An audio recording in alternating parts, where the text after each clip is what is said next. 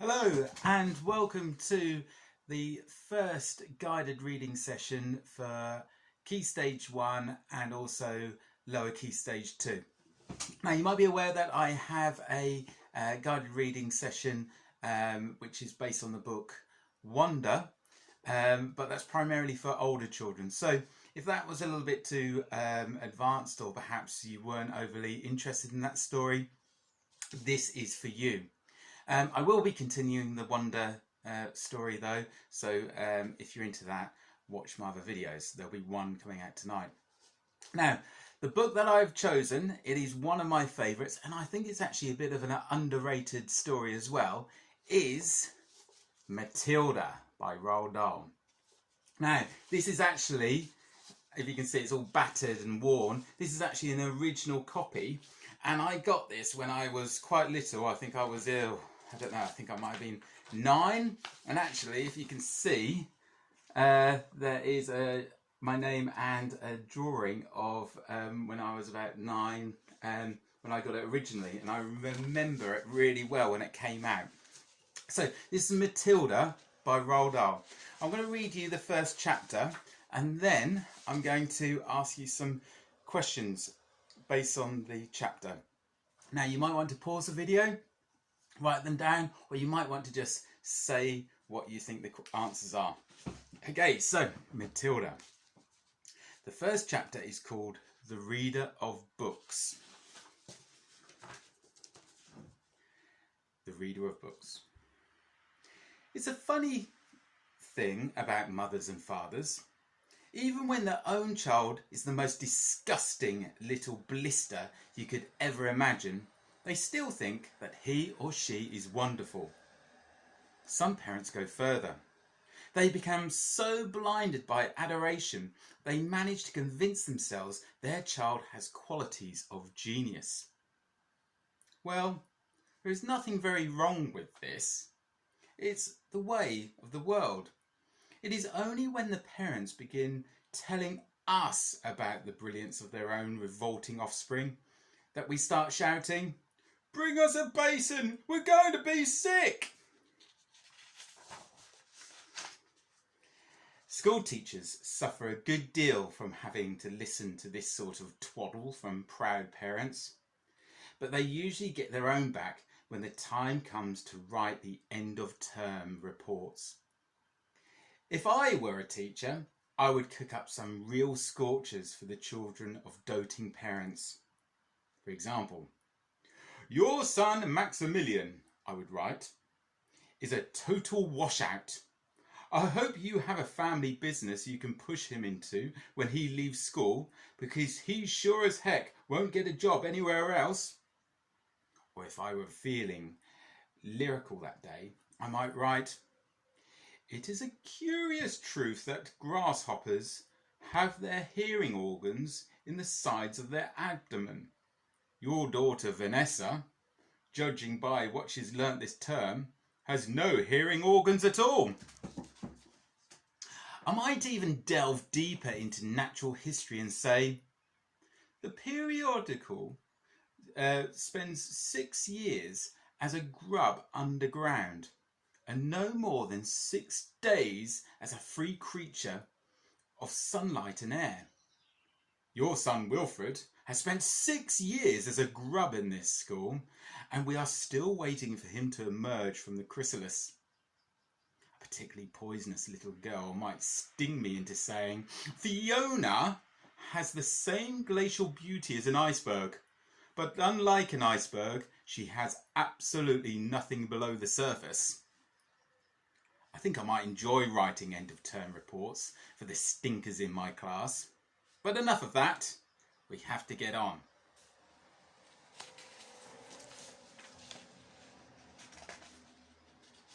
Occasionally, one comes across parents who take the opposite line, who show no interest at all in their children. And these, of course, are far worse than the doting ones. Mr. and Mrs. Wormwood were 2 such parents. They had a son called Michael and a daughter called Matilda. And the parents looked upon Matilda in in particular as nothing more than a scab. A scab is something you have to put up with until the time comes when you can pick it off and flick it away. Mr. and Mrs. Wormwood looked forward enormously to the time when they could pick their little daughter off and flick her away, preferably into the next county or even further than that. It is bad enough when parents treat ordinary children as though they were scabs or bunions, but it becomes somehow a lot worse when the child in question is extraordinary. And by that I mean sensitive and brilliant. Matilda was both of these things, but above all, she was brilliant. Her mind was so nimble and she was so quick to learn that her ability would have been obvious even to the most half-witted of parents. But Mr. and Mrs. Wormwood were both so gormless and so wrapped up in their own silly little lives that they failed to notice anything unusual about their daughter. To tell you the truth, I doubt they would even have noticed had she crawled into the house with a broken leg. Matilda's brother, Michael, was a perfectly normal boy, but the sister, as I said, was something to make your eyes pop. By the age of 1.5, her speech was perfect, and she knew as many words as most grown-ups. The parents, instead of applauding her, called her a noisy chatterbox and told her sharply that small girls should be seen and not heard. By the time she was 3, Matilda had taught herself to read by studying newspapers and magazines that lay around the house. At the age of 4, she could read fast and well, and she naturally began hankering after books. The only book in the whole of this enlightened household was something called Easy Cooking, belonging to her mother. And when she had read this from cover to cover and had learned all the recipes by heart, she decided she wanted something more interesting.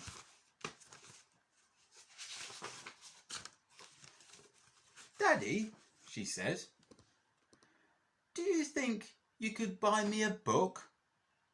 "A book?" he said. "What do you want a flaming book for?" "To read, Daddy." "Well, what's wrong with the telly, for heaven's sake? We've got a lovely telly with a 12-inch screen, and now you come asking for a book? You're getting spoiled, my girl." Nearly every weekday afternoon, Matilda was left alone in the house. Her brother, 5 years older than her, went to school.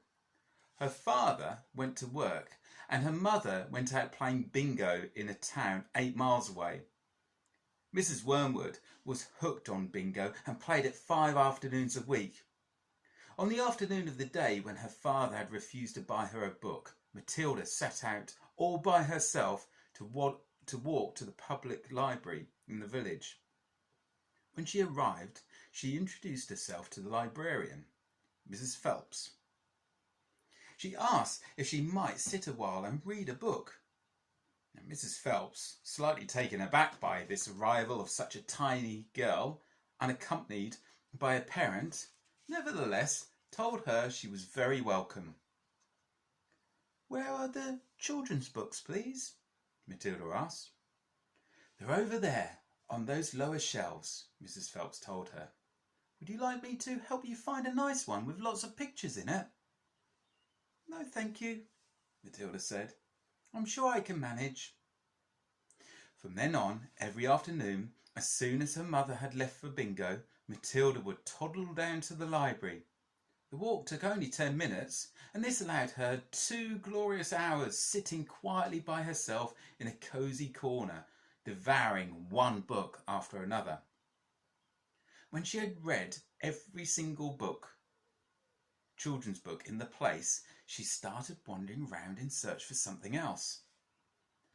Mrs. Phelps, who had been watching her with fascination for the past few weeks, now got up from her desk and went over to her. "Can I help you, Matilda?" she asked.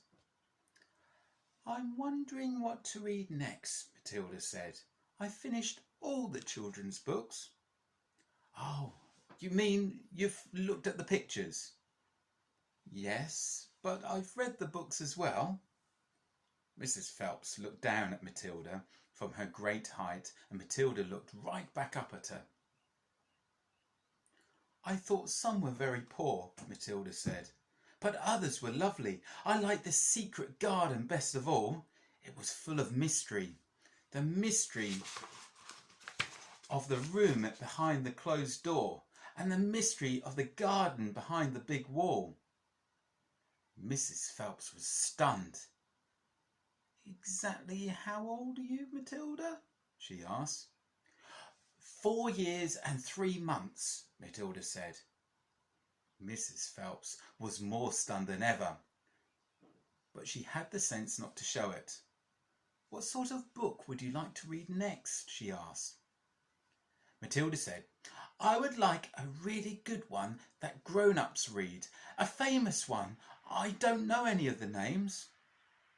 Mrs. Phelps looked along the shelves, taking her time. She didn't quite know what to bring out. How, she asked herself, does one choose a famous grown-up book for a 4-year-old girl? Her first thought was to pick a young teenager's romance of the kind that is written for a 15-year-old schoolgirl. But for some reason she found herself instinctively walking past that particular shelf. "Try this," she said at last. "It's very famous and very good. If it's too long for you, just let me know and I'll find something shorter and a bit easier." "Great Expectations," Matilda read, "by Charles Dickens. Oh, I'd love to try it." "I must be mad," Mrs. Phelps told herself, but to Matilda she said, "Of course you may try it." Over the next few afternoons, Mrs. Phelps could hardly take her eyes from the small girl sitting for hour after hour in the big armchair at the far end of the room, with the book on her lap. It was necessary to rest it on her lap because it was too heavy for her to hold up, which meant she had to sit leaning forward in order to read. And a strange sight it was, this tiny dark-haired person sitting there with her feet nowhere near touching the floor, totally absorbed in the wonderful adventures of Pip and old Miss Havisham and her cobwebbed house, and by the spell of magic that Dickens, the great storyteller, had woven with the words. The only movement from the reader was the lifting of the hand every now and then to turn over the page, and Mrs. Phelps always felt sad when the time came for her to cross the floor and say, "It's 10 to 5, Matilda." Now, this is Matilda, can you see? Now, if you read any Roald Dahl books, an illustrator called Quentin Blake is always the illustrator, the artist for his stories, and he's got a particular style. It's really, really interesting. Lots of it looks a little bit scruffy, but it's fantastic. It goes really well with the stories. So check out the pictures as well. During the first week of Matilda's visits, Mrs. Phelps had said to her, "Does your mother walk you down here every day and then take you home?" "My mother goes to Aylesbury every afternoon to play bingo," Matilda had said. "She doesn't know I come here." "But that's surely not right," Mrs. Phelps said. "I think you'd better ask her." "I'd rather not," Matilda said. "She doesn't encourage reading books, nor does my father." "But what do they expect you to do every afternoon in an empty house?" "Just mooch around and watch the telly." "I see." "She doesn't really care what I do," Matilda said a little sadly. Mrs. Phelps was concerned about the child's safety on the walk through the fairly busy village high street and the crossing of the road, but she decided not to interfere. Within a week, Matilda had finished Great Expectations, which in that edition contained 411 pages. "I loved it," she said to Mrs. Phelps, Has Mr. Dickens written any others? Oh, a great number, she said. The astounded Mrs. Phelps. Shall I choose you another?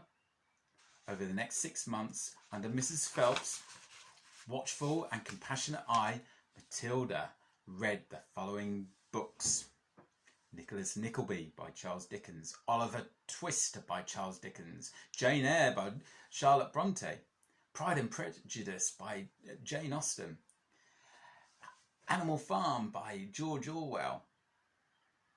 It was a formidable list, and by now Mrs. Phelps was filled with wonder and excitement, but it was probably a good thing that she did not allow herself to be completely carried away by it all. Almost anyone else witnessing the achievements of this small child would have been tempted to make a great fuss and shout the news all over the village and beyond, but not so Mrs. Phelps. She was someone who minded her own business and had long since discovered it was seldom worthwhile to interfere with other people's children. Mr. Hemingway says a lot of things I don't understand, Matilda said to her, especially about men and women, but I loved it all the same. The way he tells it, I feel I am right there on the spot watching it all happen. A fine writer will always make you feel that, Mrs. Phelps said. And don't worry about the bits you can't understand. Just sit back and allow the words to wash around you, like music. Oh, I will. Did you know, Mrs. Phelps said, that public libraries like this allow you to borrow books and take them home? I didn't know that, Matilda said. Could I do it? Of course, Mrs. Phelps said.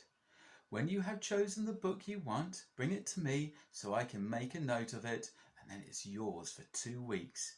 You can take more than one if you wish. Okay, I'm going to stop there. It's quite a long chapter, that one. Now, I have some questions for you. Let's see if you can remember some of them. Okay, now, first question is, how does the author, Roald Dahl, think parents should treat their children? That's a tricky one. Do you remember he talks about how different types of parents treat different types of children? But how does the author think parents should treat their children? Next one. This is a retrieval question. When did Matilda start to read? When did Matilda start to read? Next question, number 3. Describe how Matilda got books to read. Okay, how did Matilda get the books to read? And I think I have 2 more questions. This is the penultimate question. What is extraordinary about Matilda? So think about what extraordinary means. What is extraordinary about her? And the final question. Why was Mrs. Phelps important to Matilda? Now think about who Mrs. Phelps was. Why was she important to Matilda? Okay, have a go at answering those questions. If you can, try and answer them in full sentences. For example, why was Mrs. Phelps important to Matilda? So you'd answer, I think Mrs. Phelps was important to Matilda because, and you put the reason why. Okay, have a go at doing those. I hope you enjoyed that first chapter. I'll read the next chapter hopefully tomorrow. Okay, bye.